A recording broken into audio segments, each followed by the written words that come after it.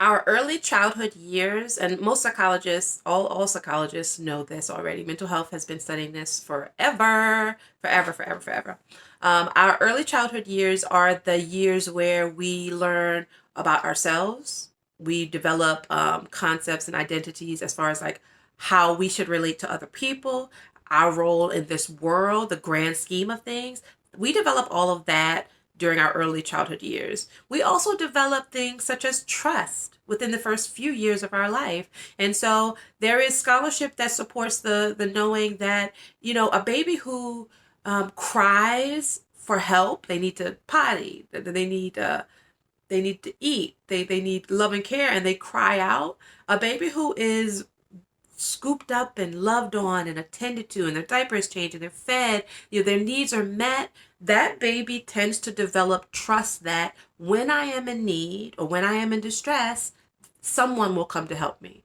They develop that within the first few years of their life. A baby who is crying out for help, for food, for comfort, for a diaper change, and then is not attended to within a certain amount of time, and then eventually they stop crying. They basically just give up on help coming. That baby will start to develop, I will call it trust issues. All right. Basically, they're going to start to develop this belief that even when I'm in pain or in distress, there is no help for me. And that belief will grow legs and will turn into their belief as a young child, as a teen, and as an adult if it continues to be reinforced. If no one continues to care about their needs, their basic needs, all right, as they grow up. Okay. Um, so keep that in mind. That's one example of how like our early childhood years, it wires us with certain beliefs about ourselves, about our connection with others, and about our role in the grand scheme of things. Alrighty, so you are wanting to reparent yourself, but you maybe need some help on figuring out how to do that, or just some guidance on the steps to take. Here is the first thing that you need to do if you are planning to reparent, aka reprogram yourself. Number one, you have to be able to articulate your story. Like, what is your parent-child story? Uh, how did it start? How far back does your memory go? What are some significant things that happen, events that happen, or occurrences that happened in your story? And these could be positive things, like I will always remember the time my mom or my dad took me here. It was the best time of my life. Or it could be things that were like traumatizing, where you're like, I will never forget when this happened in my story. Like it was defining for me. Like I still carry that as like my measure for this. You know what I'm saying? So, what is your story? And are you able to organize it into words? You know what I'm saying? Like, or do you just remember it? All right, we got to pull the memories out of us and put it onto paper or onto a computer screen, however you gather the information. And you have to be able to articulate your story from a bird's eye view before we can start to dissect the different parts of it. All right, so here's a little bit of my story. I'm not going to read all of this because it's going to be included in either an ebook or a course that I create, but this is the beginnings of my story. All right.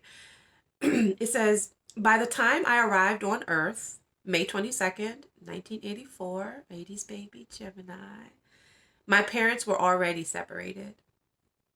Somehow, my father ended up gaining unofficial custody of me, not court ordered, which meant that I was pretty much living with him, or more accurately, with his sister, my aunt, and other paternal family members.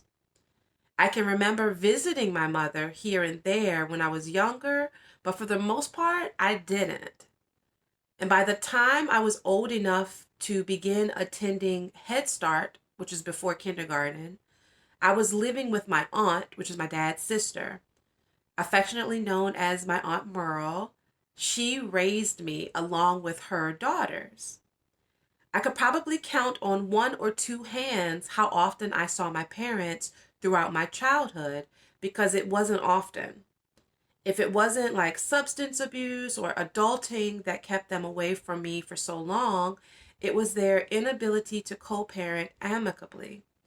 We all understand by now how challenging it is to create healthy co-parent agreements that ensure the children or our child maintain a consistent relationship with each parent, despite the parents separating from one another. So I'm going to stop there just because I feel like that's plenty. And so you see how I kind of just outlined some of the movements of my childhood. I went back as far as I can remember. I started with like, what was the state of my parents' relationship when I was born? Like, were they together? Were they separate, etc.? Was there peace? Was there war, etc.? Okay, so write your story down. Write your story down. If you are someone who was adopted, of course, you have to do a little bit of research in order to get your story. So go ahead and start on your journey of figuring out who your parents were, and so that you could add that, but also add whoever your caregivers were at the time that you remember.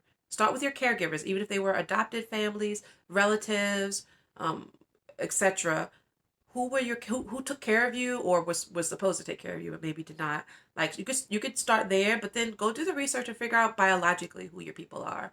Um, and so there's that. If you are someone who just does not have a lot of memory of your early childhood years, because that is a thing, that is a real thing, especially if you have a lot of trauma, um, then ask your relatives what they remember about when you were born. If they remember, it was in the hospital, if you were born at home, what was the state of your parents' relationship. Get some eyewitness details and fill in as many blanks as you can, okay? But write your story. This is the beginning of figuring out where you feel like you were not parented well and where you maybe need to unlearn and relearn some things. Alrighty, guys, get started. See you in the next video.